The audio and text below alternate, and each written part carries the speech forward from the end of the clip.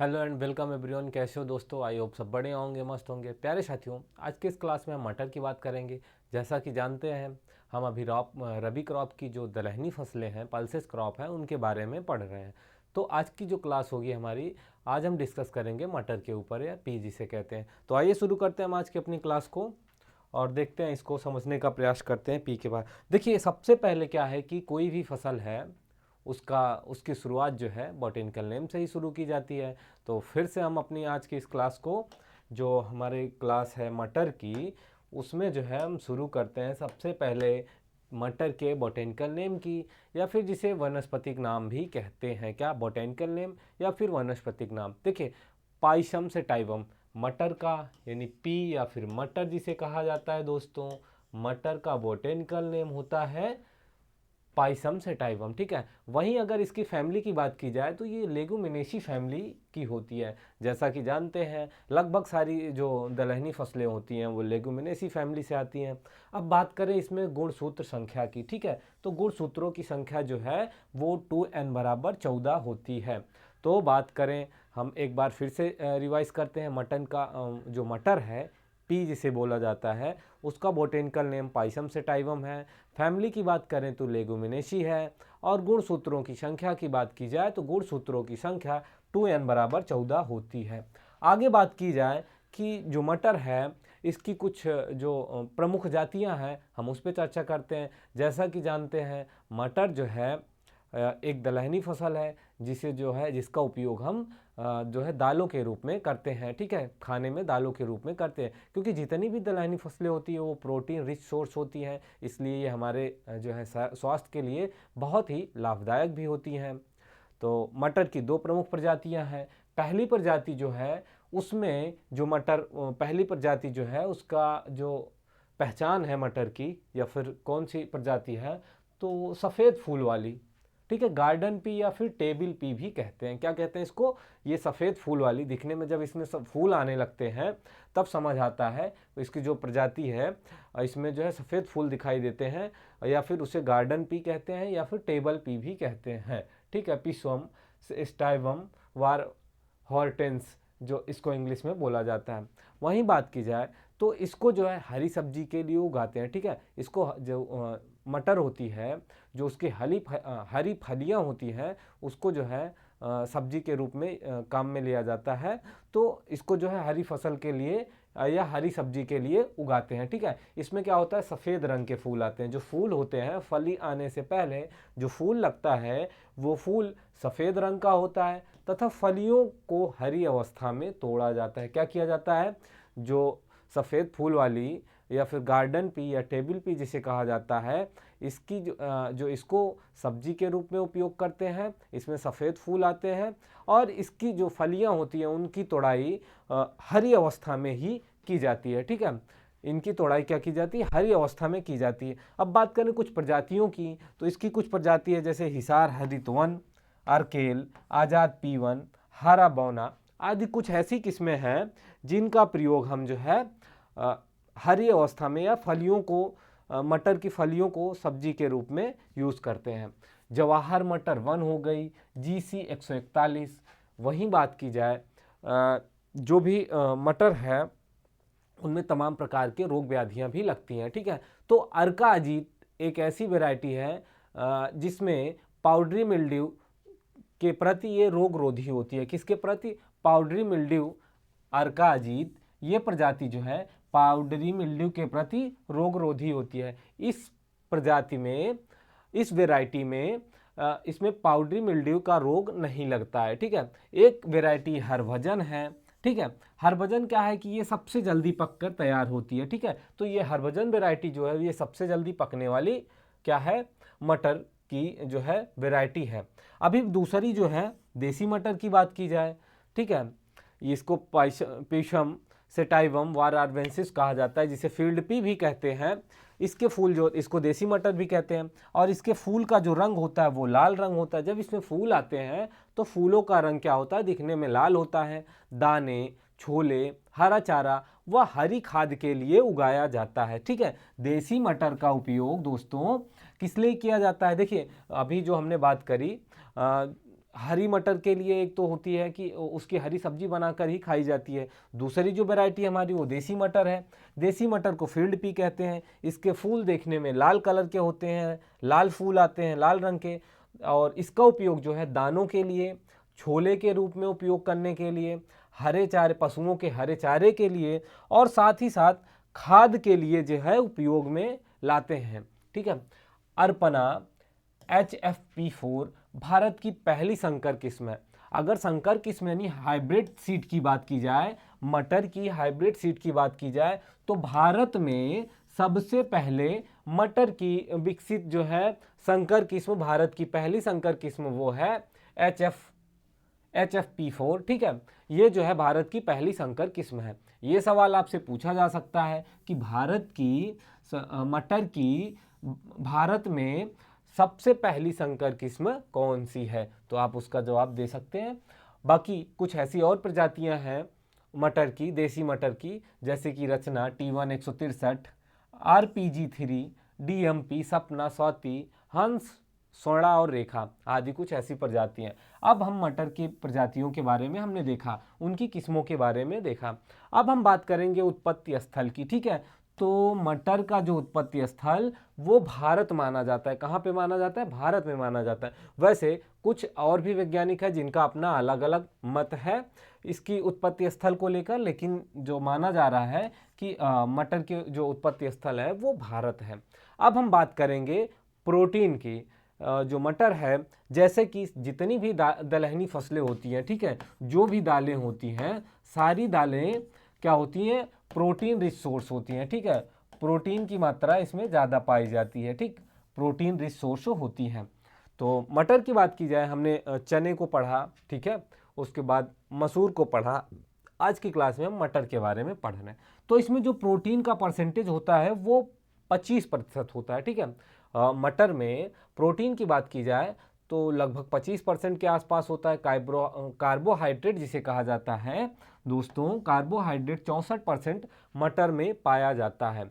मटर का जो है डिब्बाबंदी के लिए सर्वाधिक उपयुक्त है। ठीक है। ये जो मटर है इसका प्रयोग जो है डिब्बाबंदी में भी किया जाता है। हरी मटर को उसी हरी अवस्था में ही क्या करते हैं, उसकी फलियों को तोड़ के छिलकों से अलग करके उसे हरी मटर को कैनिंग के लिए उपयुक्त है। ठीक है। उसको डिब्बाबंदी करके जो है पूरे साल भर हम अपने यूज़ में हरी मटर ला सकते हैं। ठीक है। अब हरी मटर की परिपक्वता की बात की जाए कि जो मटर है उसकी परिपक्वता किसके द्वारा हम माप सकते हैं, तो मटर की परिपक्वता टेंडोरोमीटर द्वारा मापा जाता है। ठीक है। ये क्वेश्चन आपके लिए इंपॉर्टेंट है। ठीक है। ये क्वेश्चन कई बार जो है BSc एग्रीकल्चर या फिर MSc एग्रीकल्चर के जो एंट्रेंस एग्जाम होते हैं उसमें पूछा गया हुआ है कि मटर की परिपक्वता किस मीटर के माध्यम से मापते हैं। ठीक है। उसकी मेजर इकाई क्या है, तो उसको कहेंगे टेंडेरोमीटर। क्या कहते हैं? टेंडोरोमीटर कहते हैं। और जो हरी मटर होती, जो मटर है, इसका जो है उपयोग दाल एवं सब्जी दोनों के लिए इसकी खेती की जाती है। ठीक है। मटर को हम दाल एवं सब्जी दोनों में जो है उपयोग कर सकते हैं। ठीक, क्योंकि हरी मटर का उपयोग हम सब्जी में, पनीर की सब्जी के साथ, और जो है आलू की सब्जी के साथ, और तमाम कई प्रकार की सब्जियों के साथ जो है मटर का उपयोग हम कर सकते हैं। आगे बात, मटर के दानों का उपयोग कर सकते हैं। वहीं हम आगे बढ़ते हैं तो देश में क्षेत्रफल उत्पादन में प्रथम स्थान उत्तर प्रदेश का है। अगर बात की जाए कि हमारे भारत में मटर उत्पादन में सबसे ज़्यादा मटर उत्पादन किस राज्य में किया जाता है, ठीक है, तो वो है उत्तर प्रदेश में। ठीक है। भारत में उत्तर प्रदेश में सबसे ज़्यादा मटर की खेती की जाती है। और राजस्थान में बात की जाए तो राजस्थान के जयपुरा में, ठीक है, राजस्थान के जयपुर में सबसे ज़्यादा मटर की खेती की जाती है।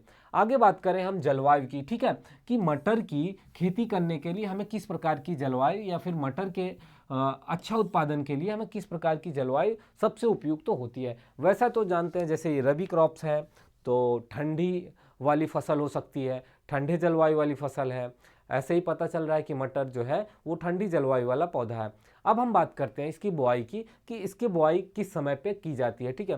क्योंकि कोई भी फसल है उसकी बुआई का जो समय होता है वो उसके उत्पादन के लिए बहुत ही महत्वपूर्ण होता है। समय, तापमान, ठीक है, और मिट्टी, ये सारे कुछ ऐसे फैक्टर्स हैं जो किसी भी फसल के लिए फसल की बुआई से पहले इन सब चीज़ों का विशेष ध्यान रखना होता है, ताकि हम जो है हमारी फसल अच्छी हो सके और अच्छी मात्रा में उत्पादन प्राप्त कर सकें।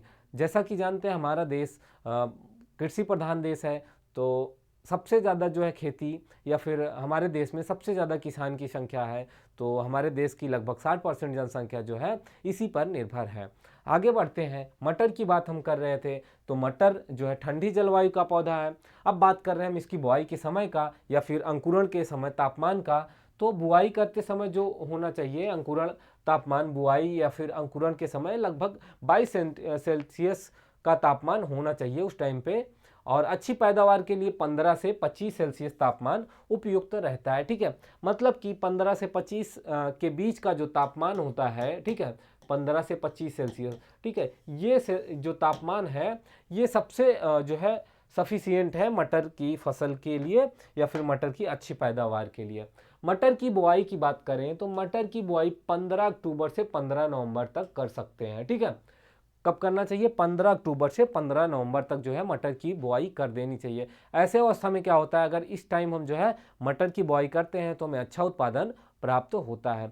वहीं बात की जाए मटर के पौधे का, तो मटर का पौधा जो है वो पाला के प्रति संवेदनशील है। किसके प्रति दोस्तों? पाले के प्रति। अगर देखते हैं कभी कभी ऐसी अवस्था आती है कि पाले, ठंडियों के मौसम में पाले पड़ने शुरू हो जाते हैं, तो मटर की जो फसल है ये पाले के प्रति संवेदनशील है, ठीक है। तो इस बात का भी ध्यान रखना हो। आगे हम बात करें मिट्टी की, कि मटर की खेती के लिए किस प्रकार की मिट्टी उपयुक्त है, या फिर जो है किस प्रकार की मिट्टी सबसे अच्छी होती है। तो दोमट व रेतीली मृदा जो है मटर की खेती के लिए सबसे ज़्यादा उपयुक्त तो मानी जाती है। कैसे मानी जाती है? दोमट व फिर रेतीली, ठीक है, मृदा जो है सबसे उपयुक्त तो मानी जाती है। वैसे तो जो दलहनी फसलें हैं उनकी खेती जो है सभी प्रकार की भूमियों में की जा सकती है, ठीक है। लेकिन ऐसा क्या है कि जो मटर की बात करें तो मटर के लिए दोमट मिट्टी या फिर रेतीली मिट्टी, जैसा कि जानते हैं कोई भी फसल हो उसके लिए जो है दोमट मिट्टी सबसे उपयुक्त तो होती है, ठीक है। खेती के लिए या फसल उगाने के लिए सबसे अच्छी मिट्टी दोमट मिट्टी को मानी जाती है। दोमट मिट्टी एक ऐसी मिट्टी है जिसमें सभी प्रकार की फसलों की खेती की जा सकती है आसानी से। आगे हम बात करें बीज दर की, कि मटर का जो सीड रेट है, बीज दर है, वो कितना है। अगर हमें 1 हेक्टेयर में, ठीक है, 1 हेक्टेयर में मटर की बुआई करनी है, ठीक है, 1 हेक्टेयर में हमें मटर की खेती करनी है, तो उसके लिए हमें यह भी जानना अति आवश्यक है कि आखिर हमें कितने किलोग्राम दाने की आवश्यकता पड़ेगी, ठीक है। तो लगभग 75 से, ठीक है दोस्तों, लगभग जो है हेक्टेयर में बात की जाए तो हेक्टेयर की बात कर रहे हैं तो 1 हेक्टेयर में लगभग 75 से 100 किलोग्राम, ठीक है, 75 से 100 किलोग्राम जो है मटर के दानों की आवश्यकता पड़ती है, ठीक। यह समझ आया कि हम बात करें सीड रेट की, तो सीड रेट जो है 1 हेक्टेयर में 75 से 100 किलोग्राम सीड रेट की आवश्यकता होती है। आगे बात करें अगेती एवं सब्जी के लिए, अगर हमें मटर की खेती अगेती करनी है, अगेती फसल के लिए, अगेती खेती के लिए हमें जो सीड की आवश्यकता होती है वो 100 से 120 किलोग्राम की होती है, ठीक है। सब्जियों के लिए बुआई करना है या फिर अगेती फसल तैयार करनी है उसके लिए हमें 100 से 120 किलोग्राम मटर की आवश्यकता होती है 1 हेक्टेयर में मटर के दानों की, ठीक है। अगर कतार से कतार की बुआई की जाए और पौधों से पौधों के बीच की दूरी की बात की जाए तब जो है वो लगभग 30x10, ठीक है, जो कतार से कतार व पौधे से पौधों की दूरी है वो 30x10 सेंटीमीटर के उसमें होनी चाहिए। बात की जाए मटर के अंकुरण की, तो जो मटर का अंकुरण होता है वो होता है हाइपोजियल, ठीक है। किस प्रकार का होता है? हाइपोजियल। हमने पिछली क्लास में हाइपोजियल और इपीजियल के बारे में भी चर्चा की है। अगर आपको ये चीज़ ना समझ आई तो आप पिछली क्लास को जाके देख सकते हैं।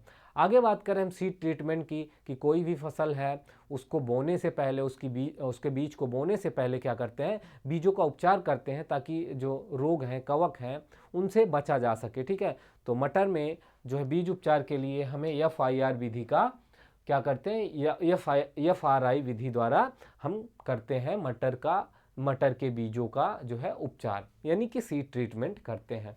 वहीं बात की जाए F का मतलब फंगीसाइड, यानी कि पहले फंगीसाइड बेवेस्टीन का उपयोग करते हैं, फिर इंसेक्टिसाइड क्लोरोपाइरिफास या क्यूरिनॉल का उपयोग करते हैं, और उसके बाद राइजोबियम का उपयोग करते हैं सीड ट्रीटमेंट के लिए। आगे दोस्तों हम बात करें रोग की, कि मटर की फसल में कौन से रोग लग सकते हैं और उसका क्या प्रभाव पड़ता है हमारी फसल पे। जैसा कि जानते हैं कोई भी फसल हो उसकी जो है अगर उसमें किसी प्रकार का रोग लग जाए या फिर किसी प्रकार के कीटों का आक्रमण हो जाए तो हमारी फसलों को लगभग काफ़ी हद तक नुकसान पहुंचाती हैं और उसका नुकसान सीधा जो है किसान की आय पर पड़ता है, ठीक है, किसान की अर्थव्यवस्था पर पड़ता है। तो इस चीज़ का भी विशेष ध्यान रखना होता है। तो रोग की बात की जाए इसमें छाछिया रोग या फिर छछया रोग या फिर जिसे पाउडरी मिल्ड्यू कहते हैं, ठीक है, इस रोग से बचने के लिए ईरिस स्पी पॉलीगोनी कवक जो है जिम्मेदार होता है। नियंत्रण की बात की जाए तो इसमें गंधक चूर्ण 25 किलोग्राम पर हेक्टेयर का छिड़काव करना चाहिए या फिर 0.5 केराथेन का छिड़काव करना चाहिए, ठीक है। ये कवक है जिसके द्वारा जो है ये पाउडरी मिल्ड्यू रोग होता है, ठीक है। और इससे बचाव के लिए क्या करते हैं कि हमें गंधक चूर्ण का उपयोग जो है 25 किलोग्राम पर हेक्टेयर की दर से बुरकाव करना चाहिए या फिर केराथेन, ठीक है, 0.5% जो है इसका उपयोग जो है हम कर सकते हैं पाउडरी मिल्ड्यू रोग से अपनी फसल को बचाने के लिए। आगे बात करें रतुआ या फिर गेरुई रोग, जैसा कि जानते हैं यह रोग जो है लगभग सभी प्रकार की जो फसलें हैं उसमें लगता है और इस रोग के कारण जो है काफ़ी बहुत अधिक मात्रा में हमारी फसलों को नुकसान होता है।